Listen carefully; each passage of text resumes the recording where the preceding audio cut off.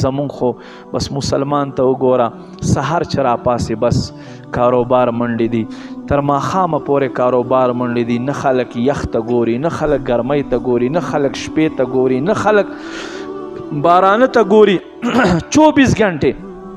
که جمع مونځ لاړ شي پروا نشته دی نبی پاک صلی الله علیه و آله وسلم صحابه دې دنیا نه څومره لرې ساتل یو ځل نبی پاک صلی الله علیه و آله وسلم په یو ځای باندې ګزران وشو یو د ګنبد په شان باندې کور جوړو تپوس یې وکړو دا یې چا کور دی وایي قربان دا د فلاني صحابي کور دی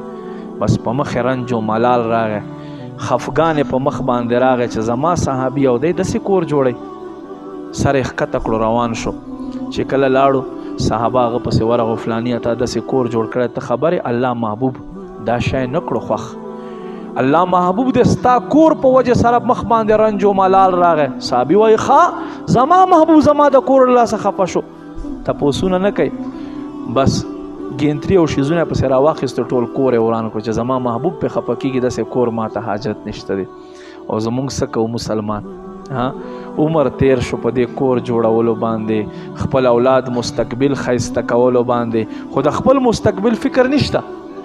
د خپل فیوچر فکر نشته اولاد فکر صحیح کو اولاد فکر اخیستی خیر دې که مونځ قضا کی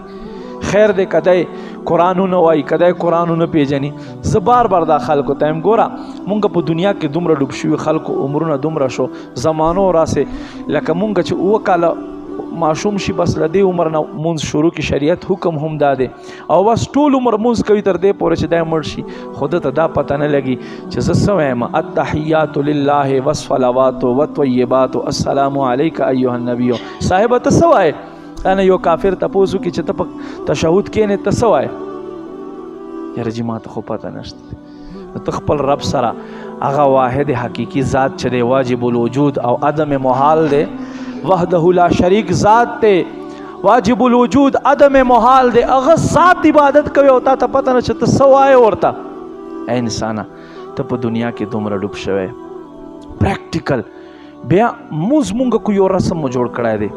خو ځان نه دې خبرو بیا قرآن کې مونځ نه زیات ذکر الله رب کریم د وراثت کړی دی زمونږ چې ډېر خلک دی چې وراثت خبرې کیا نو خفه کېږي یوه مسله اصحاب فروس 12 کسانو ذکر قرآن کړی ده باقاعده یو ذکر کړی دی وراثت نه ځان نه خبرو نبی علیہ السلام فرمایي نیم علم وراثت دی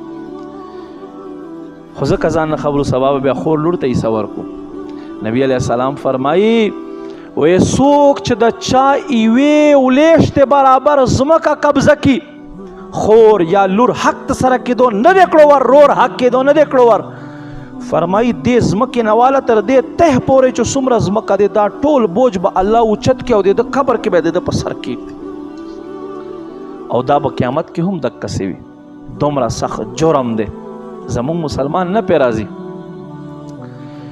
یعنی زمونږ پریکټیکل په ژوند کې داسې معاملات دي که نه چې نه هغه زمونږ علما بیانوي نه مونږ هغې تپوس کوو